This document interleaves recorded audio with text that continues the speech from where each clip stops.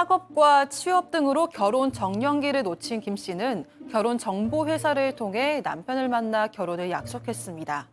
조건이 비슷했던 두 사람의 결혼 준비는 일사천리로 진행됐는데요. 결혼 준비를 하면서 알게 된 성격 차이로 몇 차례 다툼을 겪으면서 파혼 위기를 겪기도 했지만 두 사람은 위기를 극복하고 결혼에 골인했고 달콤한 신혼여행도 다녀왔습니다.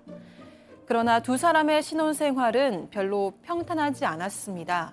신혼여행에서 돌아온 후 2주 동안 두 사람은 여러 차례 크게 다퉜고 급기야 남편은 자신의 짐을 챙겨서 집을 나갔습니다.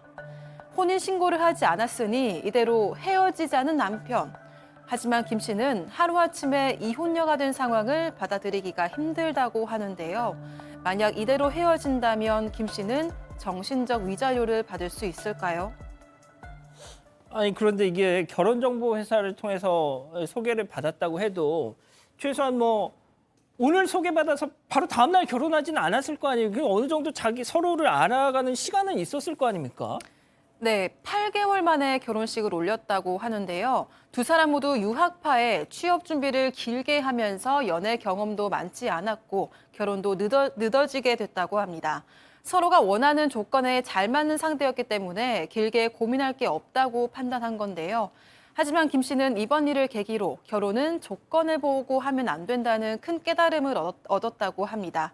신혼여행에서 돌아온 지 2주 만에 이혼이라는 꼬리표를 달게 된 김 씨의 고민을 별별 상담소에서 해결해 주세요. 알겠습니다. 오늘 좀 주제도 조금 이야기를 많이 해야 될 것 같은데 우리 가족 여러분들 좀 생각을 여기다 좀 올려주셨으면 좋겠습니다. 자, 이 기자. 네.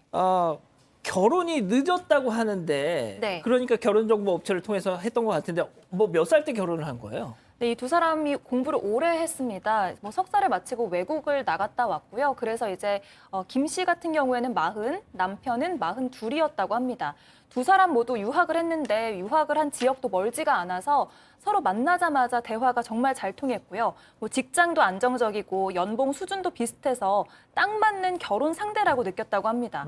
그래서 늦은 나이에 만난 만큼 뭐 연애 오래 할 것 있냐라고 해서 빨리 결혼하자고 합의를 했고 양가 부모님도 그렇게 해라라고 허락을 했다고 합니다. 팀장님은 연애 결혼하셨죠? 그렇습니다. 예, 알겠습니다.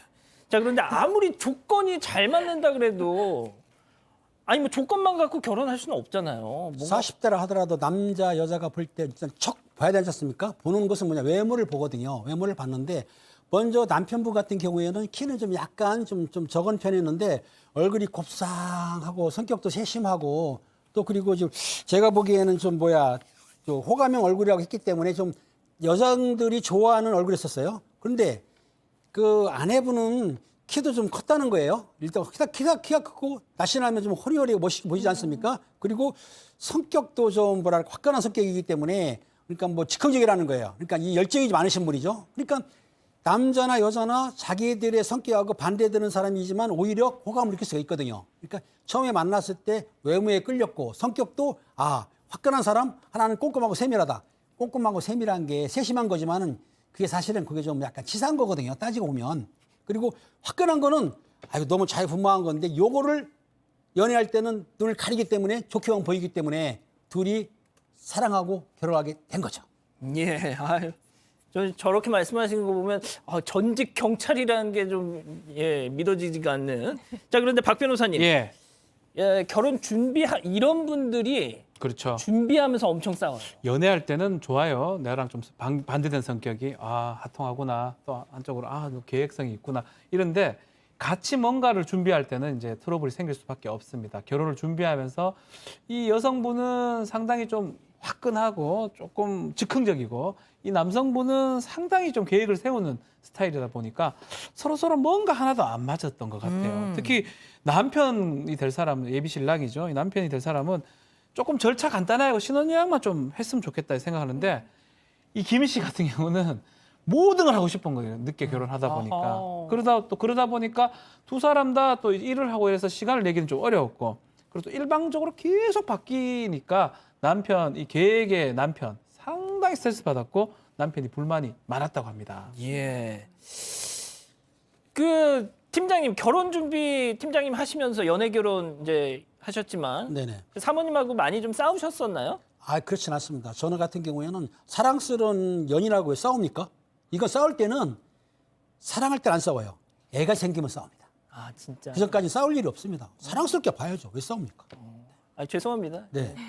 아니 자, 이 기자 그러면은 네. 결정적으로 지금 이 파혼 위기까지 갔던 게 그 결정적인 그 일이 어떤 일 때문이었던 거예요? 두 사람이 신혼여행을 유럽으로 배낭여행을 가려고 했었습니다. 이제 2주간 여행을 가려고 했던 건데요. 그런데 보통 우리가 이제 서로 다르다라는 걸 느낄 때가 그 중에 하나가 여행이잖아요. 근데 이제 남편은 계획형인데 아내는 너무 즉흥형이었던 거죠. 아. 그래서 남편은 유럽은 미리미리 예약을 해야지 갈 수가 있다. 이렇게 얘기를 하면서 오전, 오후, 저녁 이렇게 막 세분화해서 벌써부터 계획을 세우고 뭐 면세점 쇼핑은 몇 시간, 뭐 본가 선물은 뭘 사야 되고 이런 계획들을 다 세우려고 했다고 합니다. 근데 김 씨는 이제 그런 일정들이 너무 숨막히니까 아니 발길 닿는 대로 가야 되는 게 배낭여행 아니냐라고 하면서 이제 좀 그때부터 갈등이 생겼고 옥신각신하다가 결국 남편이 우리 너무 이제 안 맞는 거 아니냐. 이렇게 여행할 때도 안 맞는데 어떻게 결혼을 하냐라고 하면서 좀 냉전을 겪었다고 합니다. 자 그런데 일단 뭐 고비는 잠깐 넘기더라고요.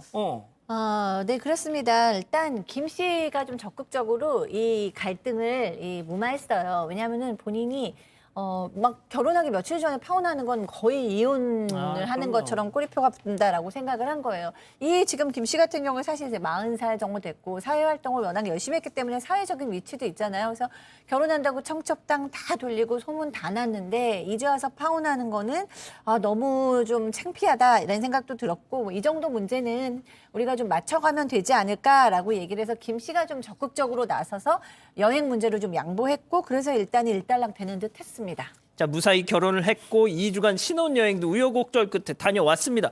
자 이제부터 잘 살면 될 것 같은데 남편이 갑자기 가출을 했습니다.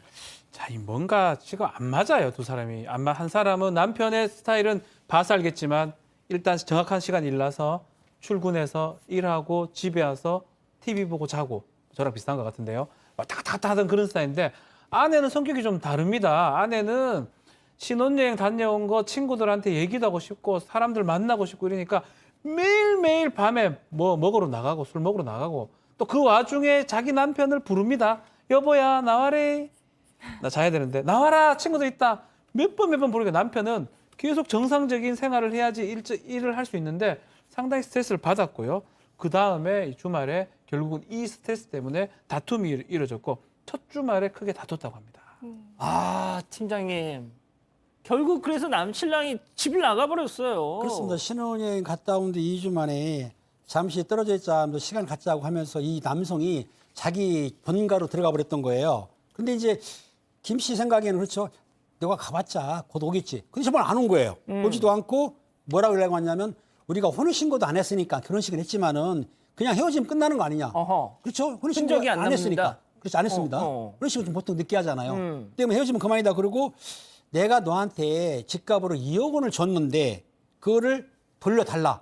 헤어지니까 돌려달라 할 수는 있어요. 그리고 그 뒤로 이제 김 씨의 연락도 안 받고 잠적해 버린 거죠. 그러니까 이 여성이 볼 때는 김 씨가 볼 때는 화가 너무 난 거예요. 그러니까 내가 2억도 못 주겠다. 그리고 정신적으로 내가 피해를 봤으니까 손해배상을 청구할 것이다라고 지금 생각하고 있는 건데 이 문제는 명확하게 우리 박지훈 변호사님이 설명해 줄 것 같아요. 예, 알겠습니다. 그러면 이쯤에서 별별 상담소 오늘의 궁금증 짚어보죠.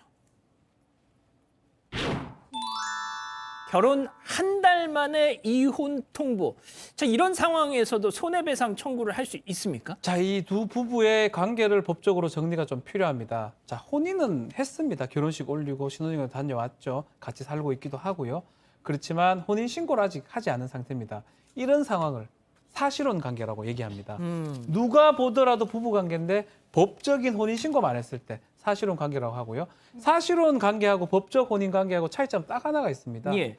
상속이 안 되는 부분이 이제 문제가 돼요. 아하. 배우자 상속. 그거 말고 뭐 이혼을 하거나 재산 분할하거나 손해배상하는 거는 똑같이 적용이 됩니다.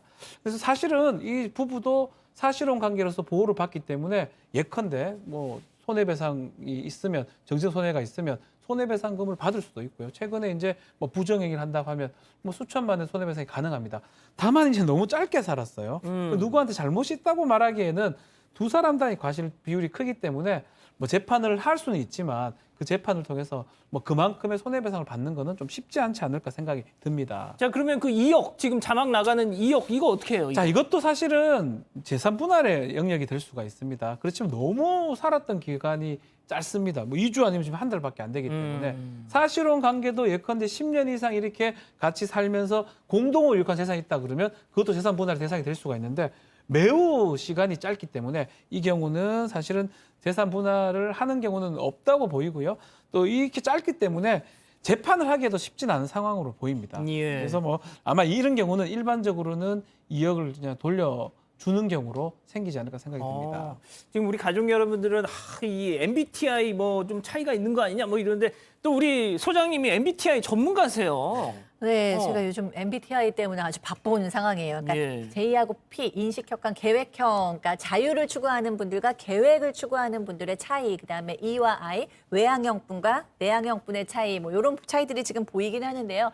MBTI 검사하면 부부끼리 너무 많이 다른 경우가 많아요. 그렇기 때문에 서로의 다름을 알고 나면 훨씬 더 좀 가까워질 수 있고 도움이 되는 그런 다름을 수용하는데 저는 지금 이 두 부부가 상당히 다른 성격을 보이고 있는 것보다 이 문제는 해결할 수 있는데 더 큰 문제가 있다고 생각해요. 뭐냐면 바로 이 남자가 노력할 생각이 전혀 없다라는 거예요. 그러니까 결혼을 앞두고 있는 그렇게 큰 일을 앞두고 있는데도 쉽게 파혼하자 그러고 문제가 하나 일어났다고 해서 결혼을 하자마자 일주일 만에 집을 나가버리고 그리고 집을 들어올 줄 알았더니 바로 그냥 이혼하자 그러고 그러니까 지금 남자가 성격의 차이, 성격의 다름이 문제가 아니고 노력을 하지 않는다는 것 그리고 노력을 하지 않는데 베이스에는 너무 애정이 없는 결혼을 한 게 아닌가라는 생각이 들거든요. 그래서 이 부분은 단지 그 뭐 MBTI가 도움은 되지만 성격 차이를 넘어선 어떤 좀 근본적인 문제가 보인다라는 생각이 듭니다. 그렇군요. 자, 우리 가족 여러분들 반응은 어때요? 뭐 일단 정희수님은 그냥 헤어지지 뭘 또 돈을 달래 뭐 이렇게 남겨주셨고요. 이나영님이 정말 명언을 남겨주셨는데요. 깨달음이 위자료다 이렇게 남겨주셨습니다. 예, 그게 끝이에요. 그리고 이제 임정수님은 저도 즉흥형인데, 저도 즉흥형, 뭐 기분파 신랑 힘들다, 뭐 이렇게 말씀하셨고요. 알렉스 전님은 창피하다고 일생을 괴로울 거냐, 이혼이 맞다, 뭐 이렇게 남겨주셨습니다. 예. 아니 그런데 제가 누군지 이제 놓쳤는데 어떤 분이신지 사건 반장을 보면 결혼을 하고 싶지가 않다. 죄송합니다. 진짜 뭐 본의 아니게.